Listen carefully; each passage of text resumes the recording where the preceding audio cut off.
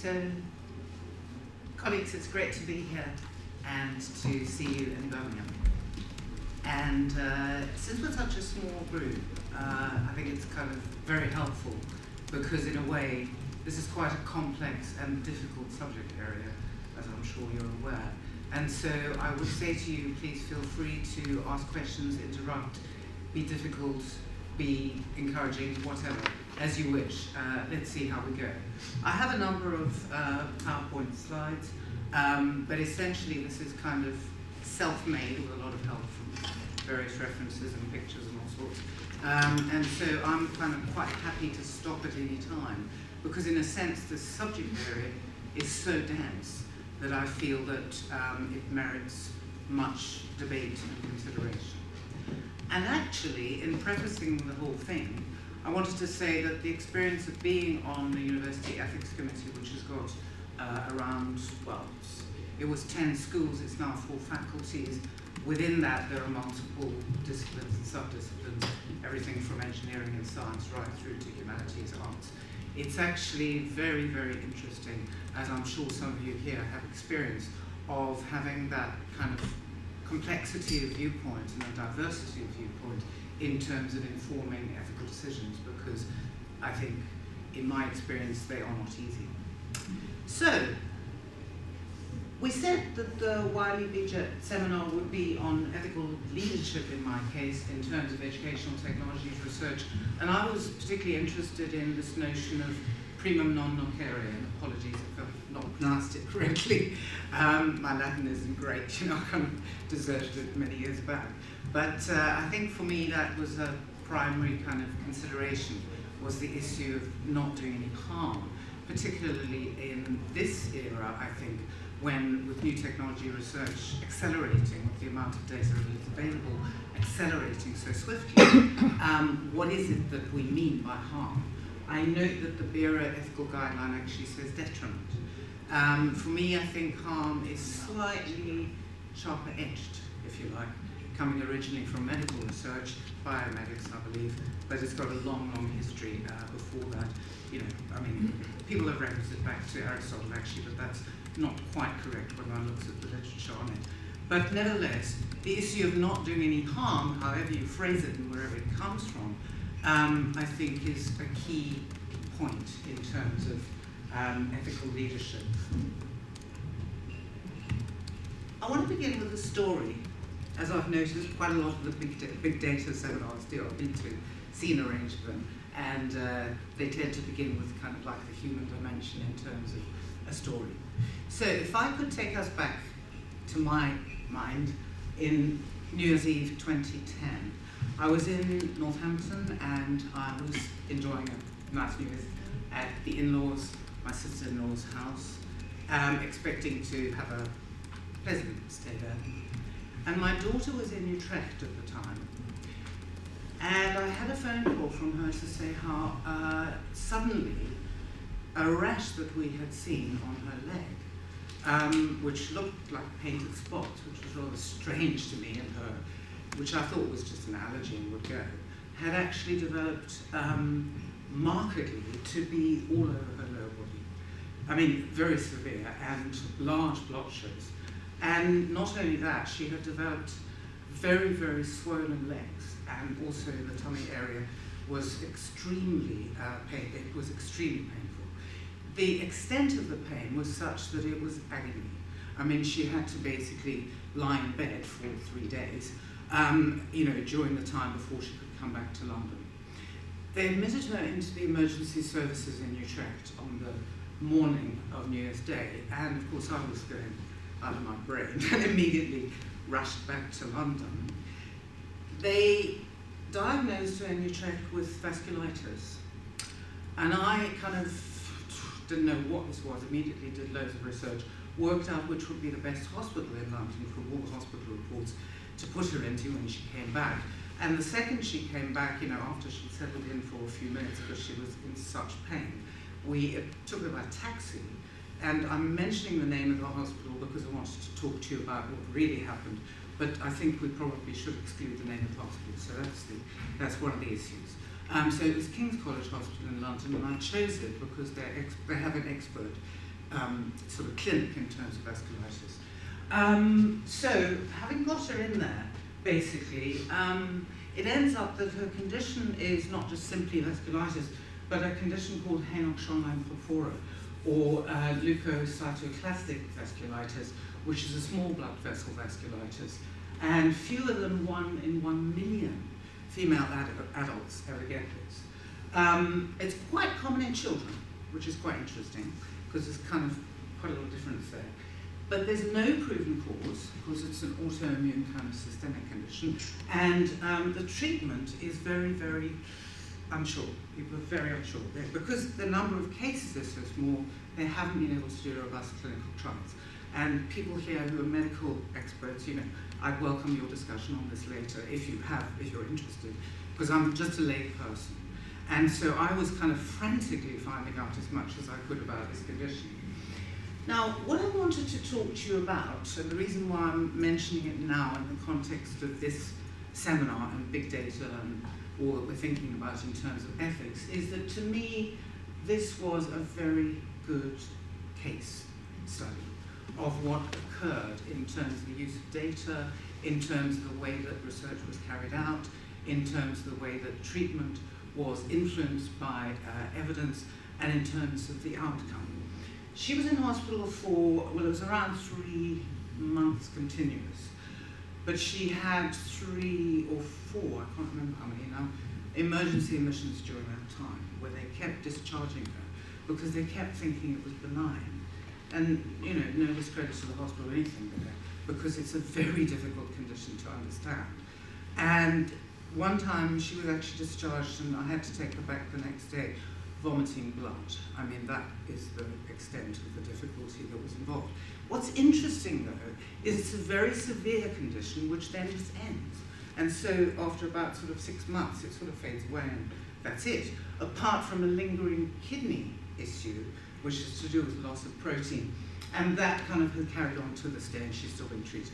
But basically, she's returned to almost full normal health. Now, from the point of view, though, of research and good practice in terms of medical cases, this was a rare kind of case in terms of the amount of data available. But from my point of view, just kind of thinking through the ethical issues, there was no detriment or harm involved, naturally, actually, but in a way that's not always natural. In terms of informed consent, I talked to her about it, and I asked her if she would mind if I talked to you about her situation, and she said, yeah, that's fine. And she thought that they were actually really good about how they asked her and involved her in it, in terms of the amount of information that she needed to know. The data-informed consultation on treatment was, I thought, exceptional, which is that they took us as a family and they showed us all of the data in terms of all of the months that have been involved, and they actually kind of enabled the treatment to be decided with us. So it was actually, in terms of the research participation, very good, I think in terms of the amount of evidence that was given to us, shown to us, shared with us. And I think that's one of the key issues I want to bring out with you today, is the extent to which evidence is actually being shared with those to whom it belongs, if you know what I mean. Yeah. With the data-informed consultation, you're given lots and lots of data, but you already say that you're a lay person that doesn't have a lot of medical understanding. So it can help you to understand the significance of the data, or just give you the data and say, well, it's up to you. There were different levels, of course, in terms of the staff that one sees, but they were all pretty good, actually. But I have to say that I think the consultant was exceptional. I was obsessive about this issue, of course, so I read every research paper I could find, read all the data I could possibly, even as a layperson, I could more or less understand it. But the consultant actually kind of sat us down with the graph and pointed out, this is what happens when your system is inflamed, this is what happens when the treatment occurs, these are the options, this is what we can do. Showed it on a timeline, so it was very, very kind of easy and obvious for us to understand.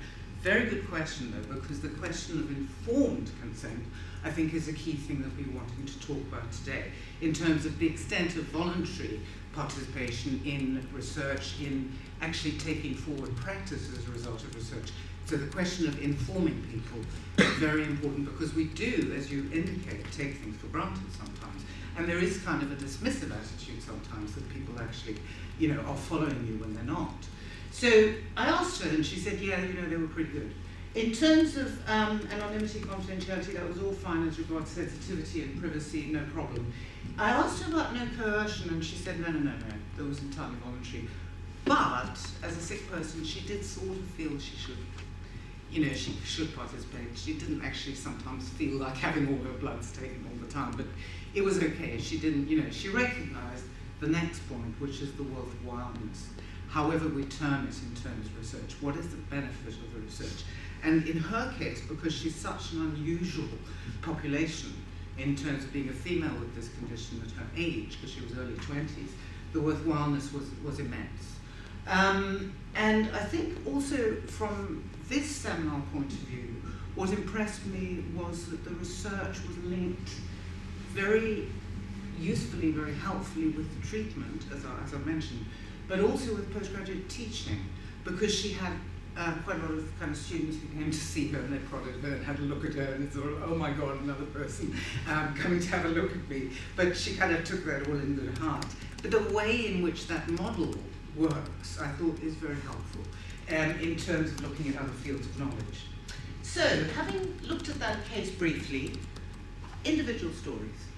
I've told you one that's in-depth. It was heart-wrenching for me, for my family, and for, well, of course, for her. Each of us has a zillion stories. All of these, so when we're talking about big data today, all of these individual stories is what we're talking about in terms of the mass of that information, of course.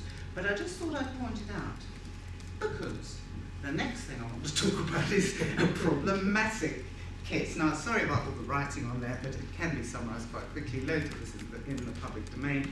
And so essentially, I will just summarize and say it's about the care data issue. How many people here have actually been following that issue? Okay. Can I ask somebody to just sort of say what you felt about it, what you thought about it, or what you currently think about it, from a point of view an ethical issue? Not sure it's ethical, but from a practical viewpoint, there's a story. And I was quite enthusiastic about this. It seemed to be a jolly good thing.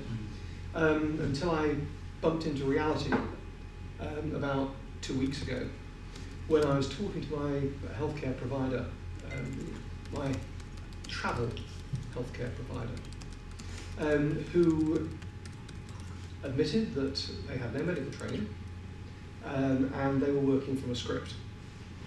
And they asked me whether I'd seen my GP over the last 12 months and been prescribed anything. So I said, yes, I had. I had a cough. And I had antibiotics. Like, what, half of the people here, I should think? Something like that. A cough, she said, is not a diagnosis. What was your diagnosis? So I said, what did the doctor tell you? He said, I've got a cough.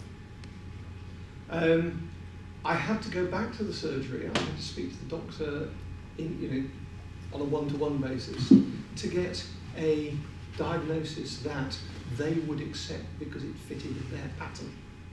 It fitted the boxes they had to tick. I had an acute chest infection. Most of us here would recognise that as a cough. And what that did was to make me realise that sharing this data with health professionals is one thing, but sharing it with people who don't understand, and it comes back to the informed bit, except now it's in mass, not individually. Sharing it with people who don't actually understand the medical issues, is quite dangerous, because they jump to the conclusion that I could have an undiagnosed cardiovascular condition. I had a cough. I was taking antibiotics. Now, for all I know, there may very well be a cardiovascular condition which manifests itself initially as a cough. But having told them that I had a cough and had antibiotics, they were on the point of cancelling my medical insurance because they didn't understand. So I'm actually now on the side of the angels on this one, saying, no, I really don't want my data shared because I don't think people understand it. Having said how much I really appreciate the sharing of data actually in terms of medical research, because a number of the articles that I picked up when I was researching her condition were freely available. I mean, I was, as an academic researcher, obviously privileged, but there were a number, and I could get a lot of information very freely on the internet. So I really appreciate that. And that included patient information. Of course, it's not, it's confidential. But the issue here is just such a shame to me, because we have potentially massive benefits in terms of what is proposed. I mean, for those of you who don't know, what has been proposed is that the NHS England Health and Social Care Information Centre is aiming to launch a scheme whereby patient information is uploaded from GPs to the information centre. And the difficulty with this is that the question of informed consent has been really troubling people, because most people don't know about it. I mean, I think some people, in fact, in this room may not even know. That's the extent of the difficulty as regards the implementation issues. So the massive benefits that could result from millions and millions and millions of records, which could be then combined with hospital information from patients across England, is potentially being jeopardized because of this issue.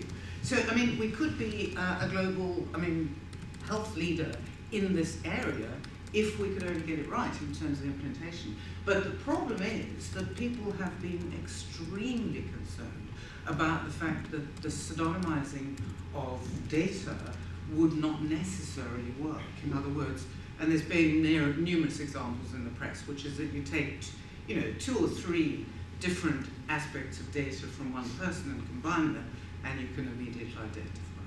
So that is the difficulty.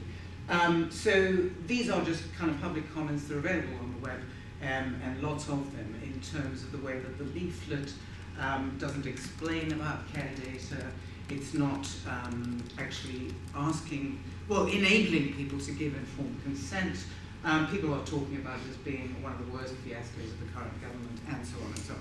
Very, very political. And again, we might need to edit any comments that anybody wants to make about this, because I don't necessarily want to have any particular stance about it. Because to my mind, it is actually an exceptional opportunity, really, and I really would like that this is done properly, so that people do give informed consent in the right way, and the data is actually used in the right way, because it is so valuable.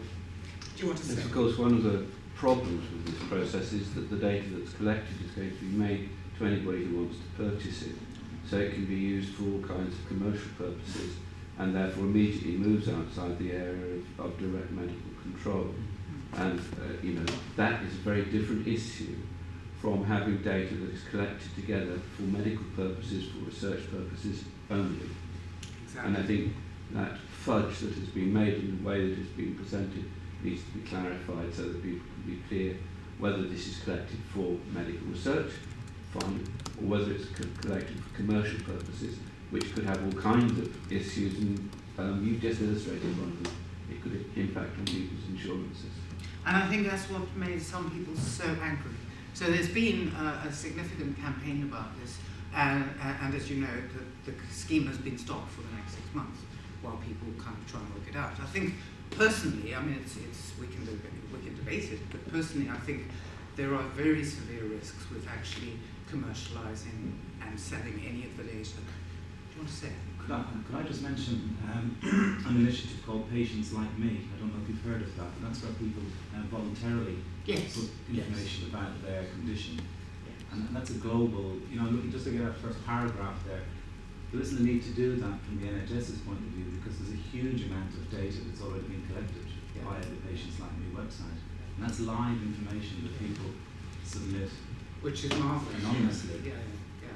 Which maybe I suppose, I don't know what you think, but I can sort of see another aspect of this, which is that if one traces it against the hospital records, then, that may be more rigorous scientifically, I suppose, in terms of accuracy of medical follow-up, compared with voluntary information, which may be inaccurate from user participants. But But I think the size of the data is such that it possibly irons out. Possibly irons out some of that. Erroneous self-diagnosis. Yes, and all that.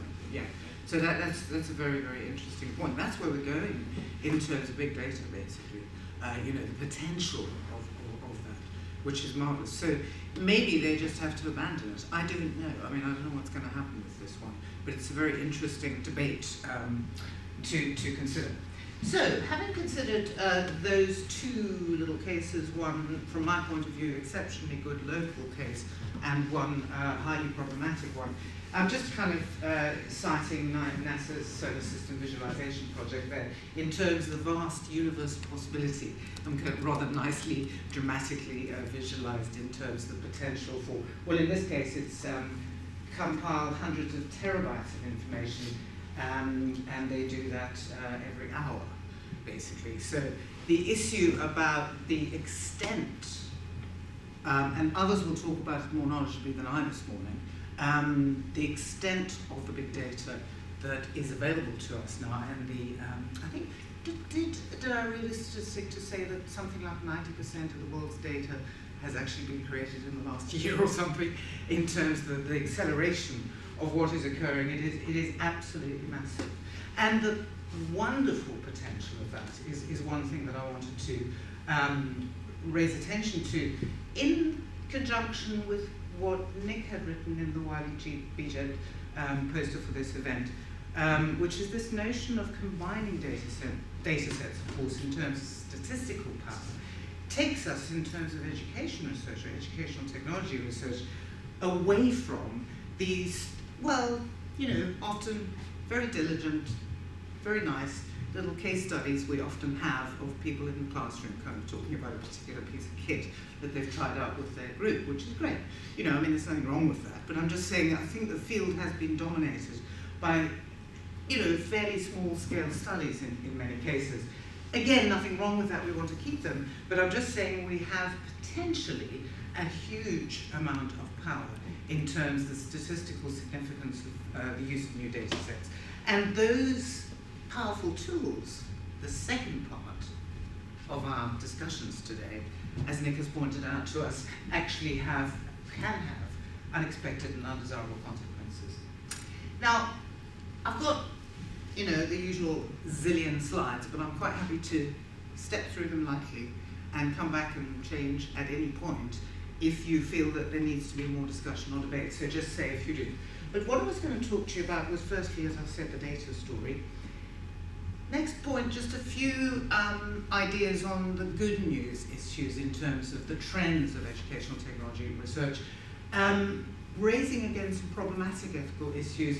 I wanted to give you just a couple of snapshot cases that I'd kind of just tested myself, and then talk to you a little bit about leadership in terms of the fact that I think we need to work on it in terms of ethical research, leadership and governance, and then a few recommendations. The good news.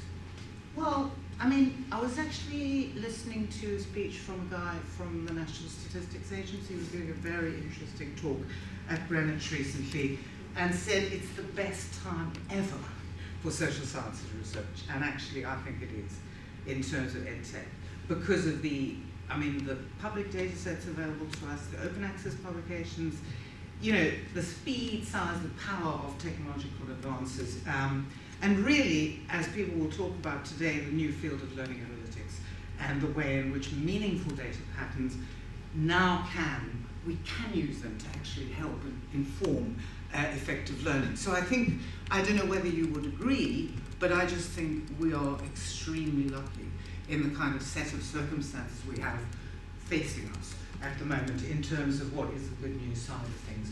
And the evidence-informed aspect of that in terms of data-driven decision-making can improve organisational output and productivity very, very well. And I've just recently supervised a PhD student who's talked about MIS data in FE colleges very successfully, and the ways in which, when you give that data to teachers in the classroom, sit with them, as the consultant did with me and my daughter, to say, here's the evidence, look at this, that if we give you this treatment, this is what happens. If we give you that treatment, this is what happens. Look at you can see the results. If you can talk to the learners in the classroom about how their learning is getting better, improving, changing, and actually enable them to take control of that, to be part of that, I think it is tremendously beneficial for teachers, actually, firstly to know what's going on in terms of the detail of how people are progressing, but also for students as well. So that notion of practice being increasingly evidence-based, I think, is actually very helpful. And in terms of predictive analytics, the good news is that we could enable learner profiling in a way that we've never had before. I mean, there are potentially marvelous benefits. Hang on, I'm going to talk about the other side in a moment. But the digital footprints of data trails, actually, if you worked with learners and if you enable them to see where they're going with Facebook, with, kind of Twitter, with LinkedIn, with 1,000 things, YouTube, whatever. We've got so many opportunities here.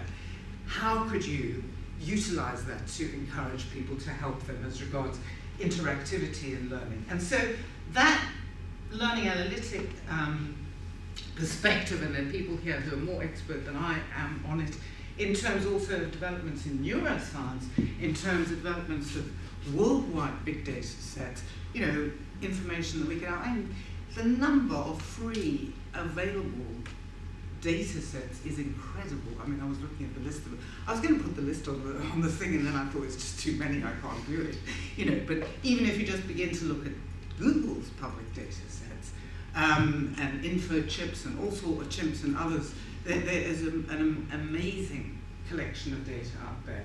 And you can combine it, correlate it with, sorry. I was just going to ask on the previous slide. Yeah. There's a thing they're saying, practice becoming more evidence-based. And I wanted to kind of sort of poke at that a little bit. Go on. Because I'd want to say it's not so much that, because there's always been evidence. It's that the nature of the evidence that's admitted is changing. So now you have these analytics, you have this kind of source of data that you didn't have before. It's a different kind of evidence, rather than now we have evidence, so we didn't have any evidence before. It's a change in the nature of it, I would say. Would you say greater precision? I wouldn't probably use that language. To me, there's one of the risks with this kind of approach is that you start to give a kind of sort of ontological priority to that data. That's the more true thing because it's data. Yes, and I think that's something to be wary of in all of this. That's what I'm coming to. Okay. Thank you. I'm talking about the good news side of things. And there is a very, very good news side, I think, potentially. Can I just, Yeah. a couple of my questions about the use of these big data sets is, might that lead to a tendency to standardise the approach to collecting the data so it can be incorporated into these data sets? Yes. And on the other side of it, with small-scale research, becoming available for inclusion in that, then there's a question of the original purpose that the research was undertaken for may not be what it's going to be used for in the future, which I think is a possible issue, isn't it? What gets measured gets done. Or you cannot fatten a chicken by weighing it, and so on. So the issue about a predetermination, I think, is very, very important. So having looked at the good news, I just wanted to then kind of say that there are fascinating, I think, at this point in time, opportunities for innovation. And in terms of, by the way, these pictures, that's the other thing is I wanted to talk to you about. Some of these are just from the web, so they are just for this private audience and they are not for kind of dissemination elsewhere. It's not commercial, but I just wanted to give you a snapshot of some of the stuff that's coming out about big data. So that vast global expansion, as I sort of said in my kind of little abstract here, has got, web surveys we are all using, I think, or many of us are using, big data sets, social media analytics, ethnographic observation, and so on, wikis, virtual communities. Where do you end? Where do you end? There is so much here. In terms of increased opportunities for EdTech researchers really to have rich availability to significant power compared with previously. However, oh yeah, and the rapid global take-up of MOOCs, that's the Harvard kind of. The Harvard take-up is just, you know, more than 1 million in 193 countries. Yeah, in the last kind of year or two. And of course, it's only one of them. And then the social media aspect of that, and again, this is from the Deloitte report on personalized and personal in terms of the way in which personalized behavioral analytics and the democratic nature of social media and social learning actually can, well, essentially, we have a very, very creative potential in terms of the opportunities that learners have to be more productive, to become more independent, to become more autonomous, more in control of their lives, more informal, to connect with other people. The global power of it is absolutely enormous. However, Nick said in his poster, faster pace. The technologies are going at a faster pace than ethics. Do you agree? So we are not, I think, taking account enough of the power of learning analytics or of big data in terms of education and data mining. These are incredibly powerful tools. And I think, firstly, we are not taking account of them enough in the classroom, pedagogically speaking, and also in management and leadership terms. I also think that research ethics committees are not taking account of them enough. And I think, in a way, often researchers are not seeing what the potential is in terms of these data sets. And I think the potential that I next want to flag up to you, which others have begun to say, is the Simon Buckingham-Shun lecture on learning analytics, where he talked about dream or nightmare. That's the kind of dichotomy that we're talking about here. So, on the one hand, we have this utopian vision in terms of predictive learning analytics, the enthusiasm of it, the potential for it, and on the other is dystopian aspect, whereby an enforced transparent performance in an ordered culture, and I think we are driven now by an ordered culture, in terms of a loss of freedom, increased surveillance. Where do you go with this?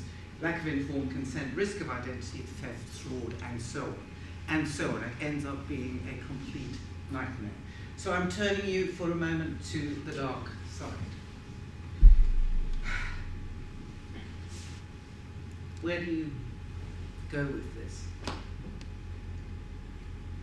We've already mentioned the commercialization of data. We've begun to talk about having a critical perspective in terms of technocentrism. We've begun to talk about the limits of big data in terms of automated categorization. And we've also begun to talk about how, what are we tracking? Are we doing a reductionist tracking of performance, or are we talking about learning? What is this? So I think from the dark side, we need to report briefly to ourselves here the dystopian future, for example, that Chris Parr pointed out in terms of the use of big data. He pointed it out in December 2013. The use of big data to help people could in fact reduce choice, could in fact put people off higher education, could send them into career paths that they actually don't want to go into. So that dystopian future, I don't know if you've seen Minority Report, but that is the kind of parallel here in terms of science fiction films, which is that you could end up saying to students, you know, you've got to do this because this is what the data is saying. So can you imagine a pre-exam registry which is based on predictive modeling, which stops students doing exams, for example, because the data say they'll fail. Computer says no, you don't do exams.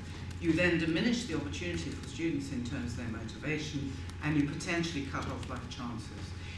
It becomes the kind of deterministic scenario that you were talking about. And in terms of the horror of that, the difficulty also is that the lack of realization of it. the lack of awareness of it in terms of the learners themselves, because they're not necessarily able to be critical, encourages one to think about a critical perspective in terms of technocentrism, and that the limits of big data really not only have a demotivation risk in terms of inaccurate predictive analytics, but also the lack of informed consent. I mean, we've seen the relative quietude about what's happening with NHS care data. What happens when it's kids who are not necessarily aware of the kind of level to which they are being tracked, who are actually possibly contributing rather nicely themselves to that? The extent to which that kind of reductionist tracking actually has no link really with pedagogical understanding at all. And so I think in terms of the kind of notion of the quantified self, I think we want to pick up some of the things that you had begun to mention, a couple of the people here from the discussion.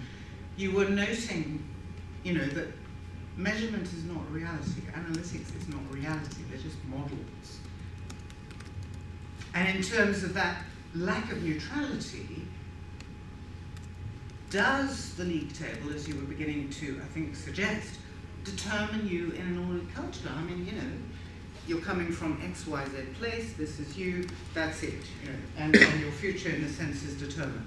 So the extent to which we are actually having a critical analysis about the use of this information, I think is problematic.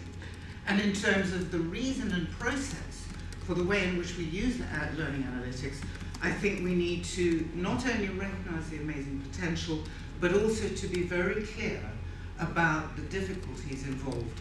And in terms of avoiding, for example, celebrity culture, kind of trivialization of the self in terms of vanity, and the notion that actually, if you have 1,000 profiles on social media, it's necessarily going to do really good. I think we actually have to critique with students where they're going with this, to enable people to have the critical thinking tools to actually understand what is, well, actually none of us understand, let's face it, because it is accelerating too fast and too far for any of us to really understand. But to enable people with critical thinking skills to begin to take ownership themselves. Now, I just want to wind up, because we're coming to the kind of discussion point in a moment, to say I think this is one of my main points. I think really that ethical research leadership is needed in terms of the development and refining of research ethics kind of principles and codes. Now, we've got them, okay? We've got a rather beautiful set from Bureau. We have sets from lots and lots of different learning societies. But I think what we were talking about earlier on this table was the need to specify, the need to begin to be more particular, more demanding, more critical in terms of how these relate to particular subject areas, if you like, or instances which affect people, and the need to update them, because research ethics committees, may be great and they may be doing a great job, but they are not necessarily aware of this field. So I want to just remind us then that one of the primary things in terms of research, in terms of doing no harm, is, I think, that we actually take responsibility for the protocols that need to guide researchers and protect participants in terms of ensuring that research is not only beneficial, but that people benefit from it. And from my previous work on leadership, I wanted to kind of put forward a collaborative leadership perspective on this, to say I think that diversity is helpful in terms of enabling nuanced decisions to be made in ethics. And this is where, from many years' experience on research ethics committees, I have observed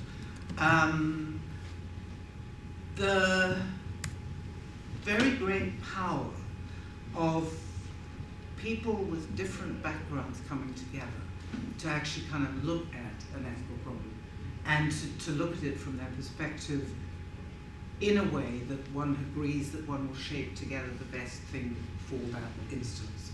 And I don't think that it should be a singular leadership is what I'm saying. Notions of leadership sometimes regrettably are. Very short snapshot, just to point out some of the issues we were talking about. I thought, okay, and apologies for all the detail on this, but I'm aware that some people actually like to see detail when they're looking at presentations because it's kind of quite helpful. Other people find it too many words. So just pick out what you need or what you would be interested in following up. I thought it might be interesting to just sort of have a look at salary details. Because, by accident, when I was doing some work some weeks ago for you, I checked out data sets, open free data sets in America. Well, actually, they were worldwide, but I ended up having a look at America because I was just checking through to see what was available in terms of staff, and I noticed that there was reams and reams and reams and reams of data on people's salaries in America. And I thought, oh my goodness, what is going on here? School after school after school after school had listed names of people with their salary details, with where they were working, and the contact details. So I thought, okay, I'll just follow some of these through. And I followed through, obviously just to research it and not to do any harm, but had a look at the website, saw the pictures, saw the phone numbers, thought, oh my God, this is a nightmare. And then I noticed the same person had been putting all this stuff up, and at some stage I may decide to contact them or not, but for the purposes of this seminar I thought I would just look, and I'm not telling you any details about which database it was, but it was there. And it really worried me because it was like school after school after school after school, and I thought, okay, we don't do that, do we? Is there a regulatory requirement in terms of, well, there is for vice chancellors in terms of public information, there is for head teachers, but I'm not aware of there being a need to disclose other people's salaries. Anyway, maybe there is. Please tell me just now if there is. So I just thought I'll go through the English system. Found salary details of the head teacher. And I thought, okay, well, that's good because we're telling people about, how much we're paying people, and that's public money, so fair. But then I realized that I could find out their image, the work address, the email, telephone number. There was a YouTube video of them singing. There was company director information, a LinkedIn profile, which I could get into because I've got a LinkedIn profile myself, qualifications, sports history, Twitter of the institution. This person, fortunately didn't have one. I would say fortunately from a data perspective. But the institution did, and there were quite a lot of posts which one could follow up. The blog post by a staff member had photos and details of their drinking habits and holiday, and the institutional Facebook page had like hundreds of photos, and I thought, this is difficult. Because if I hadn't just been purely out of interest researching this and put it away, never going to tell anybody who this person was or that was, might have even disguised the whole thing, so you don't know. I thought, well, what am I going to do? Because this person's obviously been quite careful because they're in public life and they have a very responsible position and they're, older, more cautious. I thought I would just kind of go into, and I totally at random in Facebook, put in the name of a town, looked at the first name of the female that came up. And it's a young female student, as it were. I mean, I wasn't expecting a student necessarily. Facebook name, specialist, boyfriend, date of birth, email. Openly available. Detailed names, friends, and details linked to personal blog. And in the personal blog, we had 6 years of postings about private medical conditions, including psychological stuff, dreams, romantic, sexual interest, all freely available. Now, under a name that was actually very, very easily linked to her Facebook page. And I thought, oh my goodness, does this person know the amount of information that is out there on them? And I was kind of like horrified. Because if I had nefarious purposes, then I might have used them. So, to round off from those couple of snapshot cases, there's trust. And there's trust that our students give to us in terms of the way that their data is caretaken. I'm referring to Niall Slater's talk, well, it's a piece in The Conversation actually, an article about snooping Professor Friendly Don. It was 2014, so you can find it quite easily. The issue about transparency in terms of the data we collect, the issue of needing to develop clear policies, I think is very, very important in terms of before we go to learning analytics. And so, I think there is really a duty upon us in terms of research ethics teams and committees to have that balance between utopian and dystopian in terms of codes of practice, good governance, and ethical learning communities together to develop trust and reflection in a way that is actually helpful for students. So finally, what I wanted to do was to suggest to you that there is a need. I mean, the more I have thought about this, read about this, talked to other people about this, the more I'm convinced there is a need for a digital research ethics code of practice or codes of practice, and that is quite urgently needed because I do think that we are out of date in this area.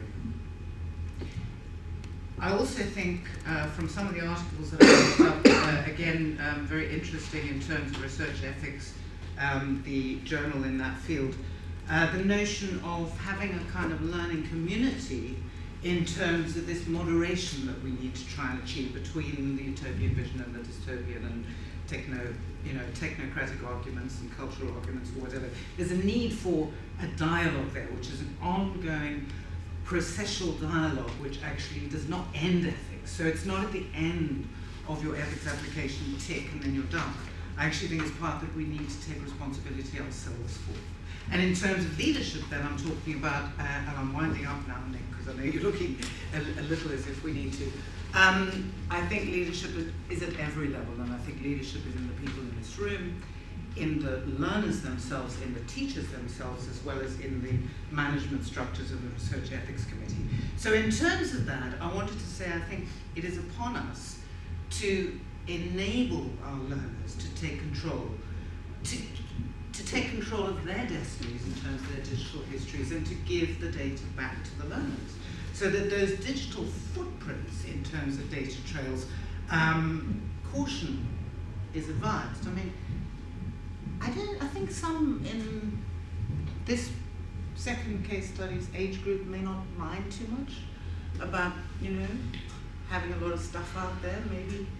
But I wanted to flag it as an issue of caution in terms of ethics, because I think it may not be apparent to people until something occurs how dangerous that is, potentially. But I think with ethics and with this whole field, in a sense, it's a question of balance. And it's a question of finding a moderate, helpful decision. Okay. Sure, thank you very much indeed. I think we've got time for a couple of questions arising from that before we move on to Ralph. Thank you. Thanks for that. I just wanted to return to your original kind of starting point, do no harm.